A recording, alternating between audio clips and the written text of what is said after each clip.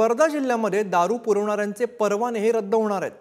वर्ध्यालगतच्या 25 बारचे परवाने रद्द करण्याची प्रक्रिया आता सुरू झालेली आहे।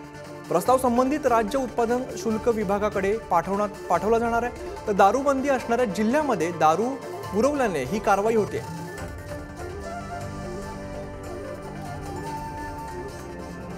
या संदर्भात अधिक माहिती देतात आमचे प्रतिनिधी पंकज गदगे। पंकज, वर्धा जिल्ह्यामध्ये दारू पुरवणाऱ्यांचे परवाने तर रद्द होण्याची बातमी समोर येते, काय नेमकं कारण आहे? नक्कीच अमित, वर्धा पोलीस ऍक्शन मोडवर आलेले आहे। दारूबंदी हा जिल्हा आहे, गांधीजींच्या वास्तव्याने पावन झालेला हा जिल्हा आहे आणि त्यामुळेच या जिल्ह्यामध्ये दारूबंदी केलेली आहे। दारूबंदी असल्यानंतरही काही बार मालक, वाईन शॉप धारक बिनधास्तपणे दारूचा पुरवठा करत आहे आणि अशी बातमी समोर आल्यावर हे ऍक्शन मोडवर हे वर्धा पोलीस आलेले आहे आणि बार मालकांचे परवाने रद्द करण्याची थेट प्रक्रिया यांनी सुरू केलेली आहे आणि या संदर्भामध्ये काही असा प्रस्ताव पण वरिष्ठांकडे पाठवण्यात आल्याची माहिती मिळत आहे। धन्यवाद पंकज, तुम्ही दिलेल्या माहितीसाठी।